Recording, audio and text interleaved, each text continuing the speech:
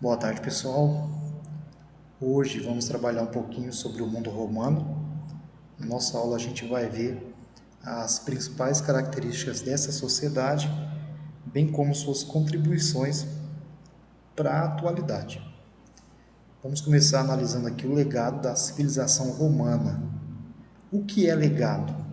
Legado é o que é deixado para alguém. Então, na questão dos romanos, podemos destacar aqui a questão do direito, tá? A gente vai ter o direito privado, direito público, tudo isso regulava os aspectos desses cidadãos do período.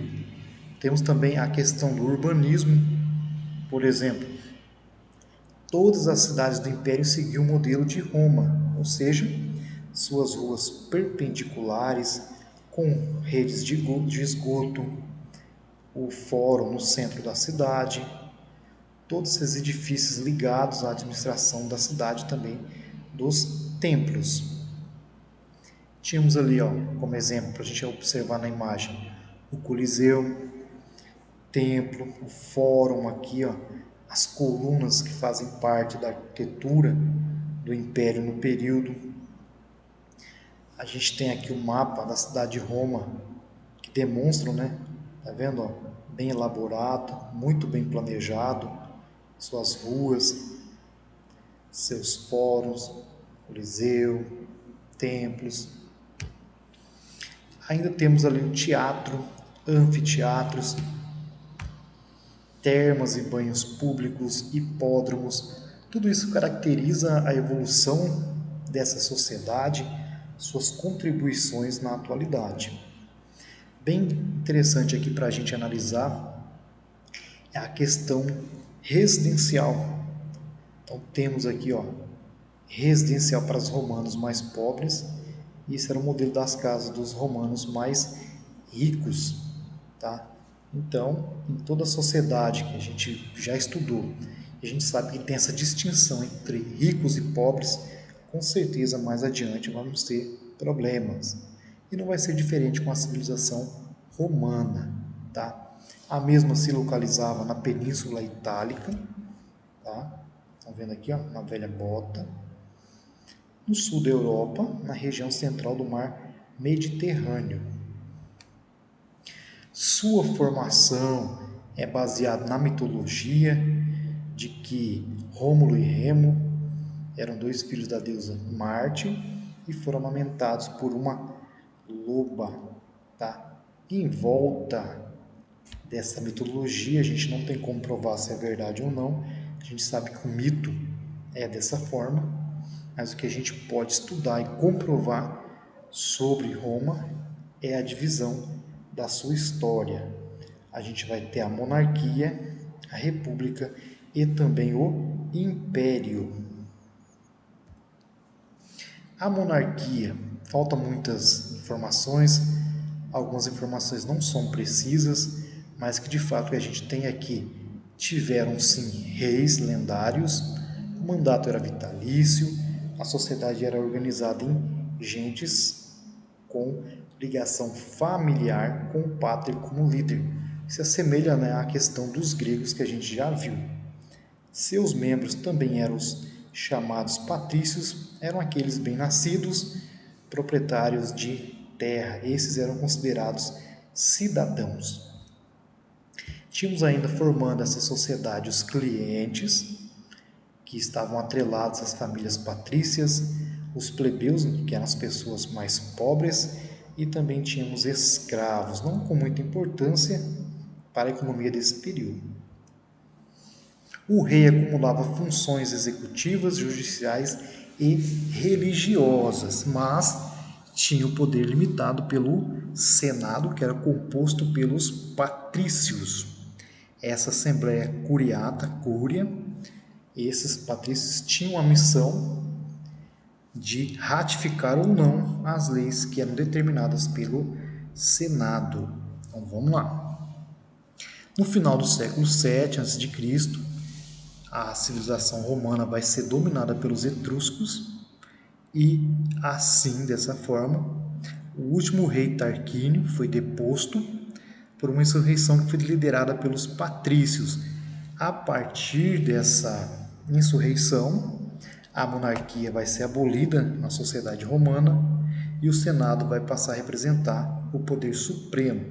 Então, a gente vai ter o início da República. Como o próprio nome diz, República é o que? Coisa pública, mas ainda a sociedade continuava dividida entre patrícios e plebeus. A estrutura do poder se concentrava com o Senado, nas assembleias e também nas magistraturas. O Senado era composto por 300 membros que eram vitalícios, eram escolhidos entre os principais patrícios. Esses eram os responsáveis por elaborar leis, controlar as finanças, declarar guerra ou assinar tratados de paz. As três principais assembleias do período eram as centúrias, que ficavam atribuídas às questões militares, a Assembleia por tribos, dos censores, e a Assembleia da plebe, que votavam leis relativas à plebe, ou seja, a camada mais pobre. Temos um exemplo aqui da estrutura do poder durante esse período. Temos aqui o Senado, a Assembleia Popular, a Tribuna da plebe, os questores, tá? Tudo isso a gente vai observar na aula de hoje.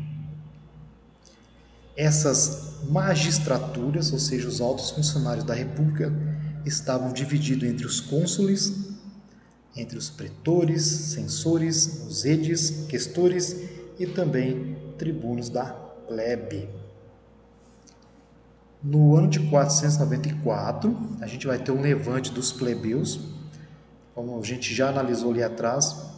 Toda sociedade que a gente tem essa divisão entre patrícios e plebeus, ricos e pobres, com certeza a questão social vai vir à tona, e não foi diferente com a sociedade romana. Os plebeus se retiraram para o Monte Sagrado, Aventino, estavam se recusando já não lutar mais no exército romano, caso suas reivindicações não fossem atendidas. Depois de muita discussão, embate, a gente sabe que nada é de graça, foi conquistado alguns ganhos. Então, eles tiveram o direito de eleger seus próprios magistrados, as leis escritas gravadas na placa em bronze exposta assegurava a igualdade jurídica para eles. A gente vai ter a lei da Canuleia, permissão de casamento entre patrícios e plebeus, a lei Licínia, que é o direito de participar do consulado, e também lei Poetélia Papíria, que abolia a escravidão por dívida. República imperialista. A gente vai analisar a partir de agora os motivos para a expansão romana. Então, um dos principais, digamos assim, motivos para isso foi a defesa diante de povos vizinhos que também eram rivais e a necessidade de se obter novas terras para a agricultura e o pastoreio, bem como o aumento da população no período. Mudanças que foram provocadas pelo esse expansionismo.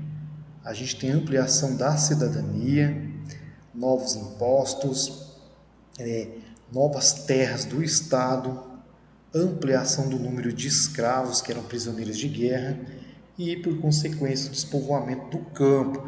As pessoas começam a sair do campo e se dirigir para a cidade, procurando novas oportunidades de trabalho, aumentando problemas urbanos e também o desemprego. E, por último, podemos analisar o contato cultural, ou seja, o contato com outras culturas, a ampliação do luxo, bem como também o aumento da corrupção, onde a gente sempre vai encontrar em toda a sociedade. Pode ser agora, na atualidade, pode ser na Idade Média, Idade Moderna, Antiguidade, sempre vai ter corrupção. No sul, os romanos vão ter um conflito contra os cartaginenses, tá? Tudo isso aqui para a obtenção do controle do mar Mediterrâneo, ou seja, nosso mar. E, como a gente viu, a questão social, a questão agrária se torna um problema. E a gente vai ter o destaque para os dois irmãos Tibério e Caio Graco. Eles são eleitos pela tribuna da plebe, uma das conquistas que eles conseguiram, e eles vão tentar promover algumas reformas de caráter mais igualitário. Eles queriam, por exemplo, Tibério, ele até consegue aprovar a lei que limitava a extensão das propriedades fundiárias da nobreza e autorizava assim a distribuição de terras públicas para os cidadãos de menos posse. Com certeza isso vai desagradar muito o patrício e assim ele acaba assassinado, bem como mais 500 partidários. Seu irmão retoma o projeto da reforma agrária, ele aprova uma lei fomentária, baixa o preço do trigo para os pobres, ele tenta estender a cidadania para as populações latinas para tentar diminuir essa posição e rejeição, mas a gente vai ter um embate entre o Senado e os partidários, e assim como aconteceu com seu irmão, ele também acaba assassinado. Não somente quando a gente pensa na questão agrária, hoje é um problema, uma dificuldade, tem muita discussão, muito conflito, muita luta, não se entra em consenso nenhum, sociedade romana também. Como a gente viu, onde a gente tem divisão social entre rico e pobre, sempre vamos ter esses conflitos. Uma república em crise. Problema, século I a.C., uma cidade controlava um império em crescimento. Instituições concebidas não funcionavam mais. Então, temos um clima de instabilidade e muitas disputas no poder. Então, a gente tem ali os comerciantes que estavam lucrando cada vez mais com a expansão romana. Tínhamos do outro lado pobres, miseráveis e muitos escravos. Dentro do contexto, a gente vai ter generais que cada vez mais se destacam devido à importância do exército, e agora já tenho pretensões políticas também. Então, é dentro desse contexto que a gente vai ter a ditadura de Mário e também Silas, que vai mostrar, né, para a gente a incapacidade do Senado romano de conter e amenizar, ou seja, dar uma solução para as crises. Então, a saída é os generais. E Roma, assim, passa a ser comandada por generais. Já não é mais questões políticas, mas ela se torna um troféu na mão daqueles que se destacavam no exército. A gente vai ter o primeiro triunvirato. Ou seja, o que é um triunvirato? É um governo de três pessoas prestigiadas de Roma iriam conduzir o império. Então a gente vai ter, assim, uma aliança no meio dessa crise entre Crasso, Pompeu e Júlio César, né? O Caio Júlio, que depois vai se tornar Júlio César, que era o mesmo sobrinho e herdeiro do Mário, aquele que fez a ditadura lá atrás. Então a gente tem o primeiro triunvirato. Pompeu, tá, representava o regimento da Espanha, Crasso do Oriente. Ambos exerciam grande prestígio, eram pessoas influentes do período, e dentro desse sistema a gente vai ter a morte do Crasso lá no ano 53 a.C. e por consequência a disputa agora do poder vai ser entre Pompeu e Júlio César, tá? Pompeu representava os interesses da camada patrícia. Assim, o Senado, tentando readquirir aquela credibilidade de anos atrás, apoia o Pompeu. Ele concede o título de cônsul único, né? E assim despertando, digamos assim, um atrito entre Pompeu e Júlio. Júlio, não aceitando, ele invade Roma com seu exército. Ele tem muito apoio popular e apoio dos seus exércitos, seus comandantes também, dos seus generais. E a partir desse golpe de Estado, digamos assim, ele recebe o título de César, ou seja, um título imperial. Assim ele acaba acumulando poderes de cônsul, de tribuno, sumo sacerdote, também comandante do exército. Vai promover muitas reformas e dentro dessas reformas aqui, ele acaba criando muita inimizade com os seus senadores, com o Senado romano. Dessa forma, ele acaba sendo assassinado no ano de 44 a.C., uma tentativa de que o Senado tinha de recuperar aquela hegemonia, mas, como sabemos, isso não vai funcionar, deu tudo errado para o Senado. Uma das principais características do governo de Júlio César era justamente tentar implantar a monarquia, e ele tinha o apoio do exército para isso. Então, se implantando a monarquia, ainda mais o Senado se tornaria sem importância.